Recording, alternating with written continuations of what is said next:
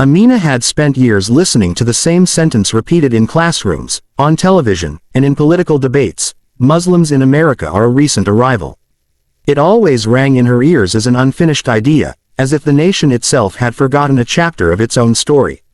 When she began her research at a small East Coast university, she hoped to find hints, maybe stray references or minor documents, that could help her challenge that oversimplified narrative.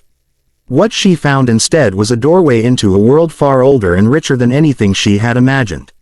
She spent long days in the dim archives, where the air smelled of leather bindings and paper nearly turning to dust.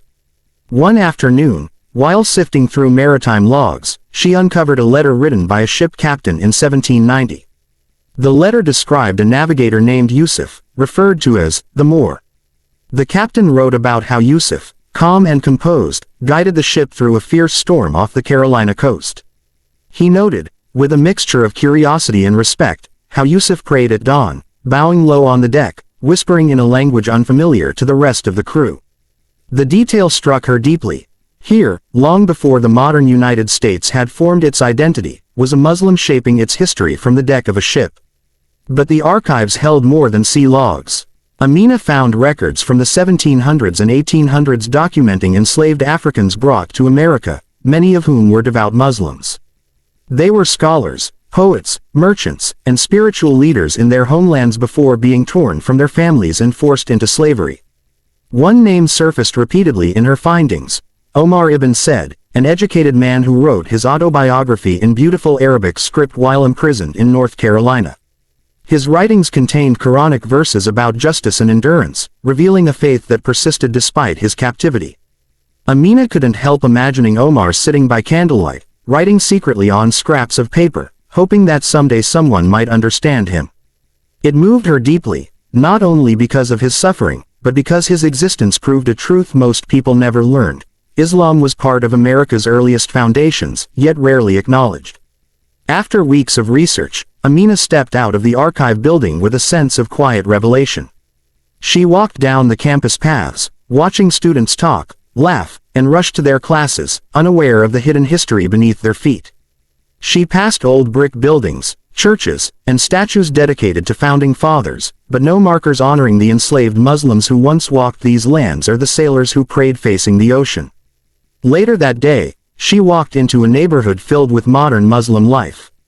A halal food truck was parked near a busy corner, run by a Syrian family who had fled war. Children speaking Somali played soccer on a small patch of grass. A mosque stood quietly beside a row of convenience stores. This community, vibrant and diverse, was living proof of the familiar narrative: Muslims had come to America in waves over the last few decades. But now Amina understood that this was only the visible layer, not the beginning. The real story stretched back centuries, buried in documents, whispered through generations, and preserved by people who clung to their identity despite unimaginable hardship. This realization changed everything for her. The truth was not that Muslims were new to America, but that the country had forgotten their early presence. And forgetting, she realized, was not an accident. It was the quiet result of centuries of selective storytelling. That night, alone in her apartment, Amina wrote in her notebook, "History is not just what survives. It is what we choose to see." She made a promise to herself. She would find the lost stories, bring them into the light, and help America see itself more clearly. For every Yusuf, for every Omar ibn Said, for every enslaved scholar who prayed in secret, she would make sure their voices were finally heard. A month later, Amina traveled south to Louisiana after receiving a message from an elderly man named Mr. Carter. He had heard about her research and believed his family held a piece of forgotten history. His ancestors, he said, were enslaved Africans who might have practiced Islam generations ago. The possibility intrigued her, but nothing had prepared her for what she would discover. Mr. Carter welcomed her into a small wooden cabin that had belonged to his great-great-grandparents. The structure looked fragile, leaning slightly after more than a century of storms and humidity. Inside, he carried a cloth-wrapped object with both hands, the way one carries something sacred. When he unwrapped it, Amina saw a worn notebook with a faded leather cover. "This was my great-great-grandfather's," he said softly. "Passed down through the family. We never truly understood the writing. Amina opened the notebook carefully, and her breath caught. Inside were pages of Arabic script, verses, prayers, personal reflections, and symbols she recognized from West African Islamic traditions. She traced her fingers gently across the faded ink, imagining the man who once wrote it, perhaps hiding it from overseers, perhaps praying over it at night. They spent hours reading together.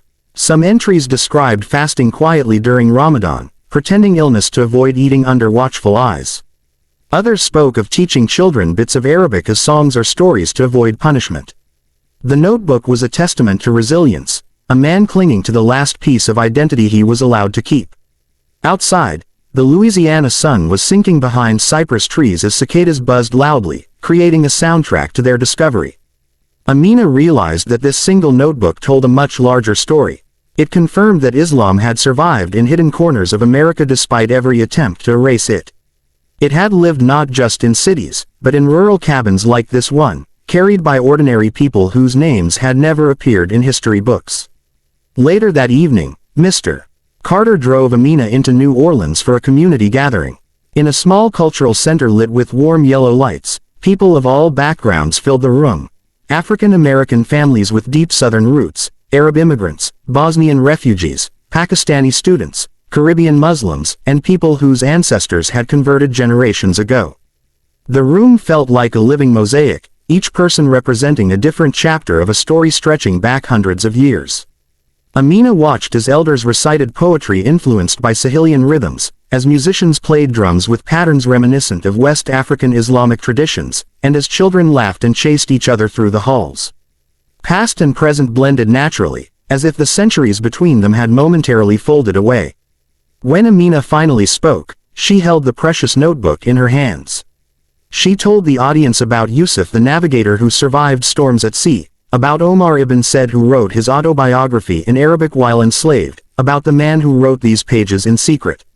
She explained how their stories had been buried, not because they were unimportant, but because they complicated the tidy narratives people preferred. The room grew still, and when she finished, tears glimmered in the eyes of many listeners. One woman whispered, "Our ancestors prayed here." Another said, "We've been part of this land longer than anyone tells." As the night ended, Amina stepped outside into the warm New Orleans air, filled with a sense of purpose she had never felt before. She understood then that her work was not just about finding history, it was about healing wounds created by erasure. It was about giving voice to people who had been silenced and restoring dignity to stories that had been forgotten.